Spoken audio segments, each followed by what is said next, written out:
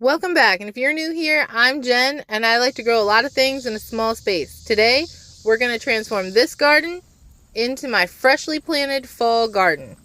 First of all, I got to go to my local plant store and get some fall crops because I was a slacker and didn't start anything from seed. They're pretty wiped out here, but they have a few fall crops here in the corner, so let's go pick some out. I tried to stick with some tried and true favorites like broccoli that did well in the spring, and I think it'll do fine in the fall. And cabbage, that one also did good for me in the spring. And then lettuces, I have a butter crunch and a leaf romaine. Then I got some Brussels sprouts. I told myself I wasn't going to grow them anymore, but here I am trying them again. And then I have some leeks. So I'm going to check out here and then take them home and start planting them. But before I start planting, I wanted to get some bread started. I don't know if any of you have ever used a bread machine, but these things are amazing. You just dump all your ingredients in, turn the thing on, and it's good to go. There I'm dumping in some flour, some sugar, then I gotta add some yeast. That was probably the only thing I had to go out and buy that I didn't have on hand. You literally just dump it all in here. Then you plug it into the wall. You pick your settings. Here I'm making a French bread, so I put it on the French setting, and it tells you in the little booklet exactly what to put it on. I turn it on, and then it's gonna start making some dough. It starts by mixing up the ingredients. There's some wet stuff on the bottom you can't see there, like water.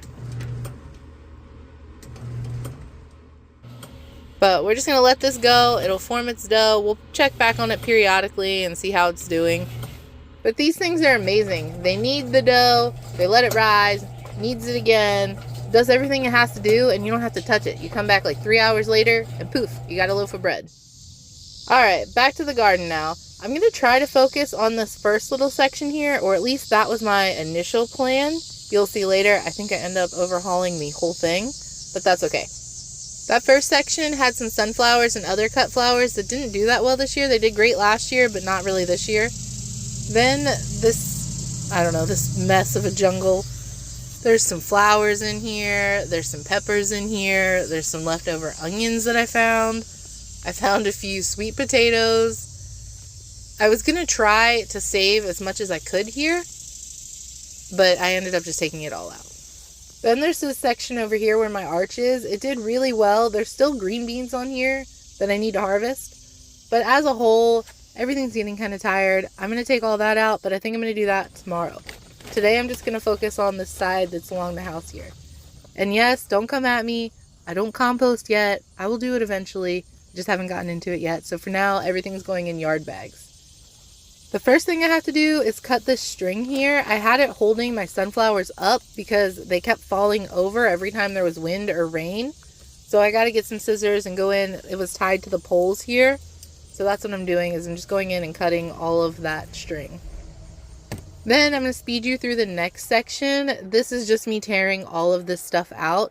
It took me about 10 to 15 minutes. You're only going to get about 10 seconds of it, so you're welcome.